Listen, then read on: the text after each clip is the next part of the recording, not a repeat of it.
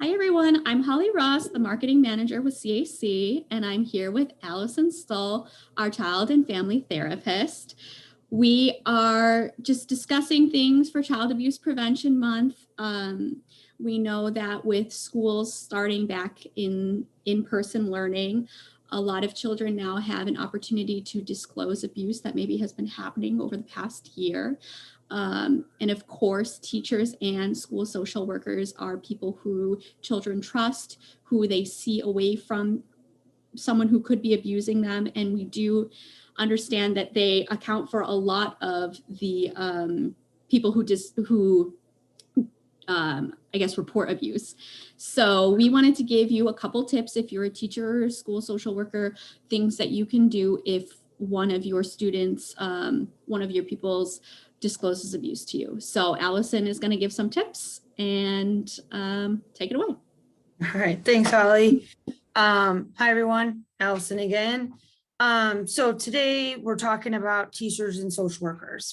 So I know last week we talked about parents and kind of just an adult or safe adults response to children disclosing. A lot of the information is going to be the same. There's a little bit of a catch. Teachers and social workers are mandated reporters. So we'll start off with that. What is mandated reporting? By mandated reporter, what that means is that teachers, social workers, people who work at schools, therapists, clergy members, doctors, police officers, all those that are basically in direct contact and offer a social service of some kind are all considered mandated reporters. So if you find yourself as a teacher worker in a situation where a child is disclosing abuse to you, remember that you're a mandated reporter. What that means is you do not need to investigate. You do not need to get all the details. You do not need to record anything or anything like that. Mandated reporting is about if you suspect child abuse is happening, contact ECFS, which is 1-800-25-ABUSE, and they will take over the investigation. The reason that we're reaching out to schools, teachers, and social workers is also as the CAC, we partner with you guys. We want to be there to help navigate that and what is mandated reporting. And then also, you know, we do follow up with the providing a forensic interview and providing the services afterwards. So when that child discloses to you, one, remember you're a mandated reporter, so you don't need to go into investigating.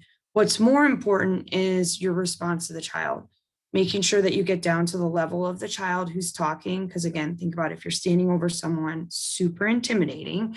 So you kind of want to get down to the level of the child. You want to give them permission to talk about it and talk about it however they want. You don't have to ask them for details, but if they want to talk about it, you know, you're there for that.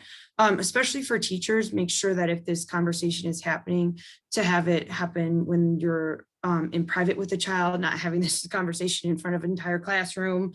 And if the child seems to be going in that direction, working to get your school social worker involved so that the child can be in a safe place to say that, where he or she is not exposing their vulnerability to a large number of people. Also within a school, as a mandated reporter, I mean, again, I know there's safety measures and everyone has different policies or whatever, but having that child not retell their story over and over and over again would be very helpful. So if they disclose to one mandated reporter, that mandated reporter would take over contacting DCFS and the authorities, and please don't have that child repeat the story to multiple staff members at the school. You want to provide reassurance and comfort, and you don't need to know all the answers. We don't know all the answers. As a therapist, I don't know all the answers. Your job is just to comfort them and say that even if I don't know what the answer is, I'm going to help you find the answer. You want to reassure the child that they're not to blame. You want to, again, part of that permission about talking about it is tell them that you're glad that they said something, because now you can do something to help them be safe. And again, helping them identify and express feelings. As children are developing, they don't always have the language to describe what they're feeling inside. And so a lot of times as adults, we can use modeling to say, wow, that sounded really scary. Could you tell me more? And what that does is it not only helps a child learn the language to speak about whatever they felt, whatever they feel now currently, or whatever they felt and thought when it was going on, but also it it gives off a sense that this is not something scary to talk about. The child isn't scary. It was a scary event, or it was an event that was bad, but the child's not bad. Especially as a teacher or social worker, just stay aware of what you're feeling. Disclosures of abuse can be pretty shocking. We don't want to think about that kind of stuff happening to children. But children can also pick up on what adults are not communicating verbally. And so you just kind of want to stay as calm as possible. If you end up feeling distressed after disclosure, which is totally understandable, I encourage you to seek support.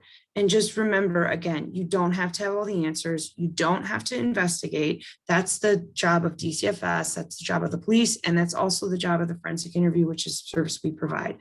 So any questions that come up, you always can reach out to us.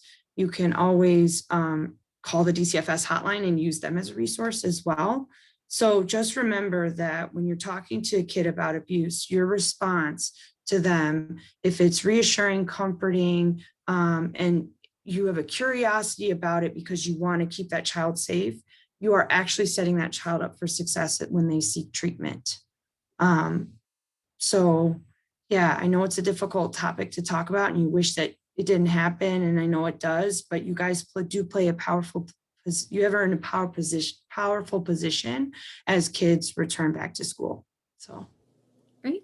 Thank you so much. And everyone, next week, we're going to be talking about if you are a friend or a confidant of a child and they disclose to you what you can then do to help. So thank you again, Alison.